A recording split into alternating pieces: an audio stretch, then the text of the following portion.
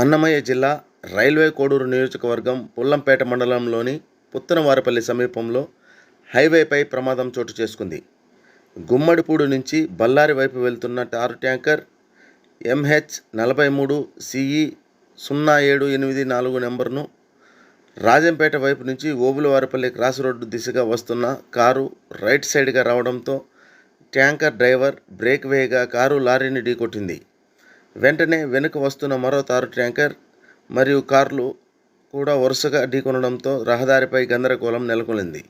ఈ సమయంలో వెనుక వస్తున్న టిప్పర్ ముందు వాహనాలను ఢీకొట్టకుండా ఎడమ వైపుకు మలుపు తిప్పడంతో భారీ ప్రమాదం త్రుటిలో తప్పింది.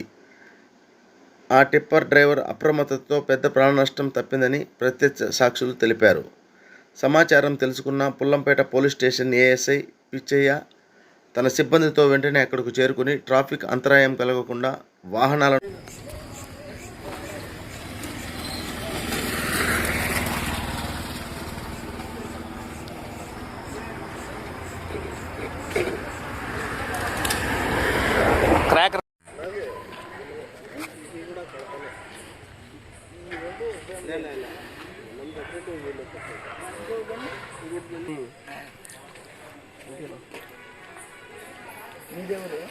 కడప ఏం దెబ్బ ఏం లేదు.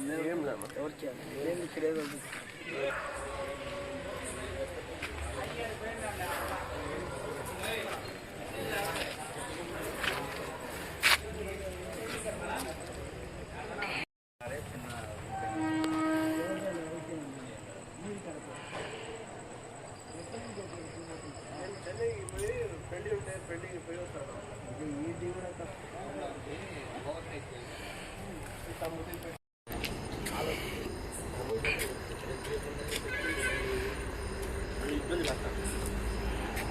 జరిగేప్పుడు నేను చూస్తా పోయినా